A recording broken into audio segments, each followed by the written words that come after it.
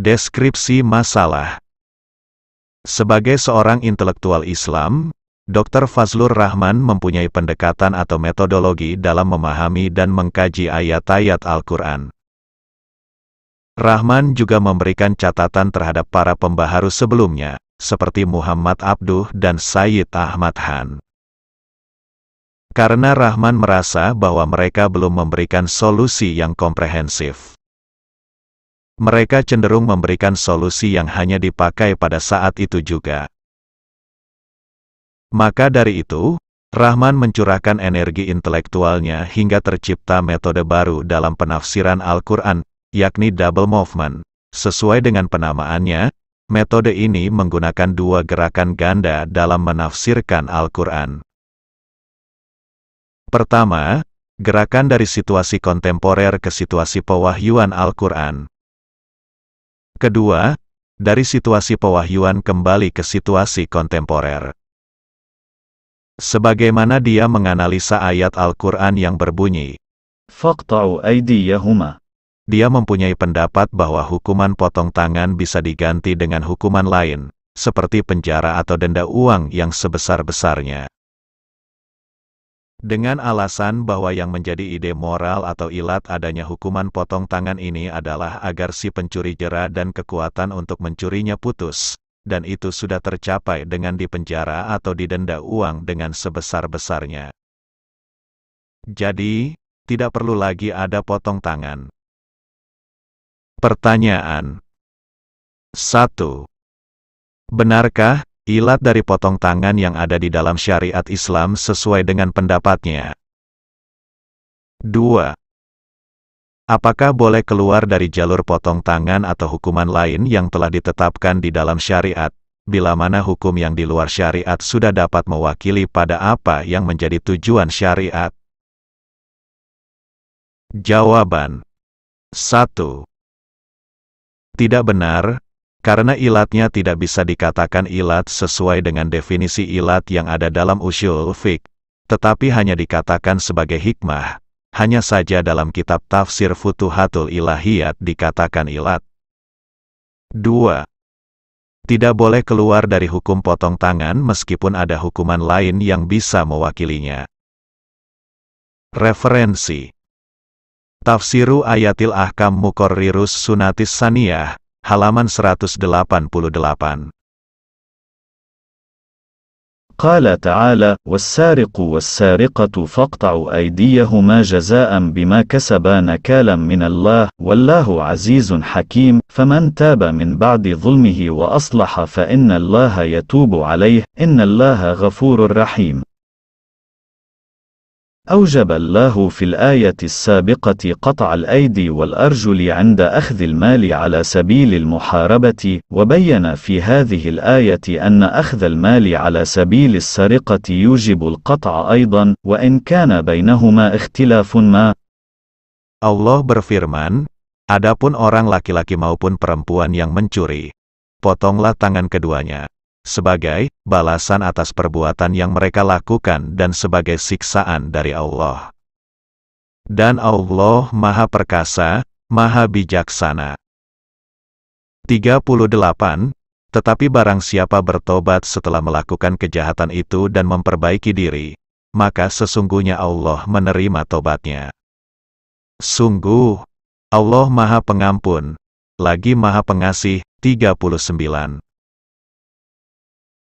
Dalam ayat yang sudah lewat Allah mewajibkan potong tangan dan kaki pada saat mengambil harta milik orang lain dengan jalan memerangi, dan menjelaskan juga dalam ayat ini bahwa mengambil harta milik orang lain dengan jalan mencuri, mewajibkan potong tangan juga, meskipun antara keduanya yakni dengan jalan memerangi dan dengan jalan mencuri ada perbedaan.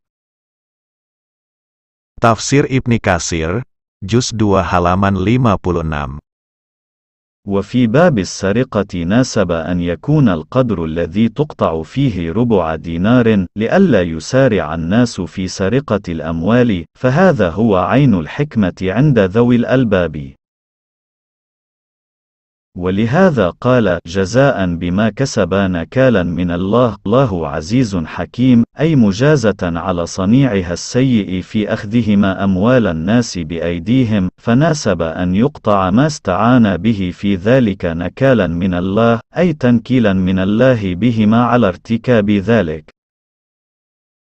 Dalam bab pencurian, sesuai sekali bila mana ukuran sesuatu yang bisa membuat tangan terpotong itu sudah mencapai 1/4 dinar, agar manusia tidak cepat-cepat dalam menghukumi pencurian harta. Dan inilah yang menjadi inti hikmah menurut orang-orang yang mempunyai akal sempurna. Oleh karena itu Allah berfirman, sebagai balasan atas perbuatan yang mereka lakukan dan sebagai siksaan dari Allah. Dan Allah Maha Perkasa, Maha Bijaksana. Yakni balasan atas pelakunya yang jahat, dalam mengambilnya mereka berdua dengan tangan mereka. Maka sudah sesuai, sesuatu yang dibuat sarana untuk mencuri oleh mereka berdua yakni tangan orang laki-laki dan perempuan yang mencuri untuk dipotong tangannya, sebagai siksaan dari Allah bagi mereka berdua atas tindakannya tersebut. Tafsirul Khazin, Juz 2 halaman 48. قوله جزاء بما كسب يعني ذلك القطع جزاء على فعلهم، قوله نكالا من الله يعني عقوبة من الله، قوله والله عزيز في انتقامه ممن عصاه، قوله حكيم يعني فيما أوجبه من قطع أيدي السارق. Firman Allah, sebagai balasan atas perbuatan yang mereka berdua lakukan, yakni potong tangan tersebut sebagai balasan atas perbuatan mereka.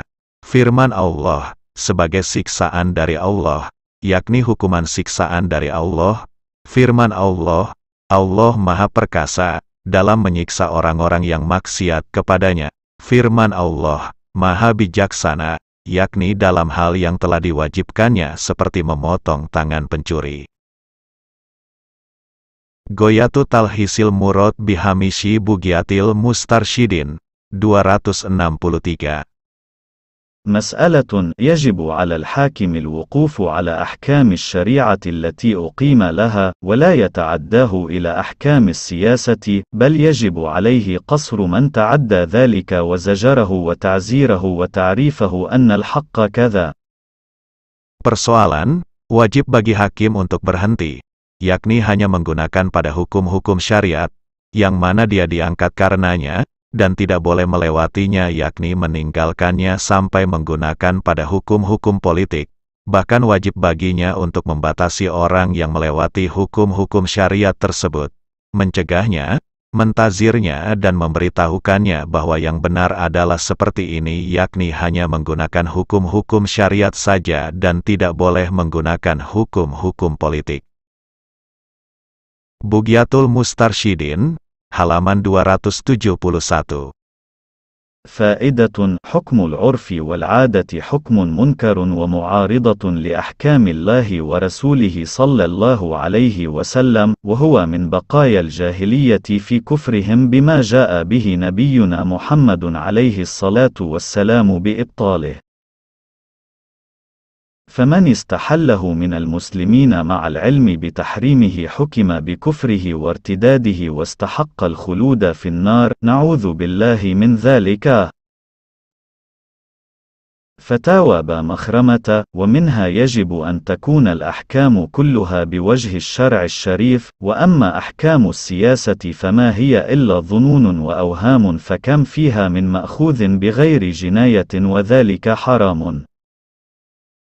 Faedah, hukum kebiasaan dan tradisi adalah hukum yang diingkari dan bertentangan dengan hukum-hukum Allah dan Rasul-Nya, dan itu termasuk dari salah satu peninggalan-peninggalan jahiliyah dalam mengkufuri dan membatalkan apa yang telah dibawa oleh Nabi kita Nabi Muhammad. Barang siapa dari orang-orang Islam yang menghalalkannya serta tahu akan keharumannya, maka dihukumi kekufuran dan kemurtadannya dan berhak kekal di neraka. Fatwa-fatwa Bamakhomah. Di antara fatwanya, wajib keberadaan semua hukum-hukum menggunakan aspek syariat yang mulia.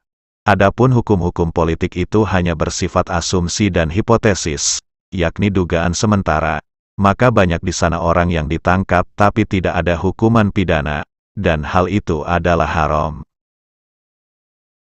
Usulul Fiqh li Abi Zuhroh, halaman 225-226.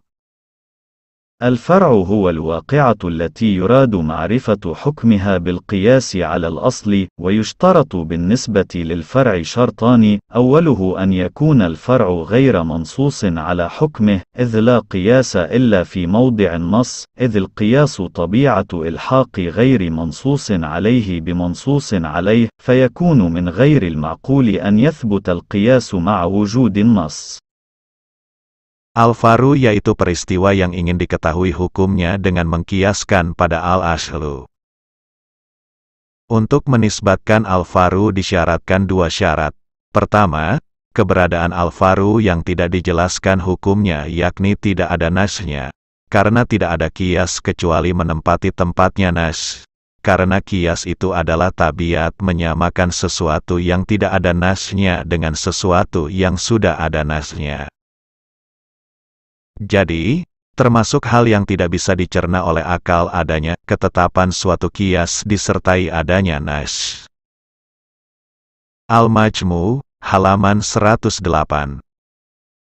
أما الأحكام في ثبوت القطع في السرقة: الكتاب والسنة والإجماع. أما الكتاب فقوله تعالى: والسارق والسارقة فاقطعوا أيديهما، إلى أن قال: وأما الإجماع فلا خلاف في ثبوت الحد في السرقة بالقطع به. Adapun hukum-hukum dalam menetapkan potong tangan dalam pencurian adalah Al-Quran, hadis dan konsensus ulama. Adapun Al-Quran adalah firman Allah, والسارق والسارقة فاقطعوا أيديهما. Sampai pengarang berkata adapun konsensus ulama, maka tidak ada perbedaan pendapat ulama dalam menetapkan hukuman potong tangan dalam pencurian. Al-Futuhatul Ilahiyat, Juz 1 halaman 489. قوله نكالا إلى أن قال: فالجزاء علة الأمر بالقطع، ونكالا مفعول من أجله أيضا، العامل فيه الجزاء، فالنكال علة للجزاء فتكون العلة معللة بشيء آخر. Firman Allah, sebagai balasan, sampai pengarang berkata, kata al-jaza menjadi ilat perintah dari potong tangan, dan kata nakalan menjadi maf'ul li ajlih. Dan yang mengamalkan kata nakalan juga kata al-jaza. Jadi kata nakalan itu menjadi ilat bagi kata al-jaza, sehingga ilatnya diilati dengan ilat yang lain. Wallahu a'lam bis-shawab.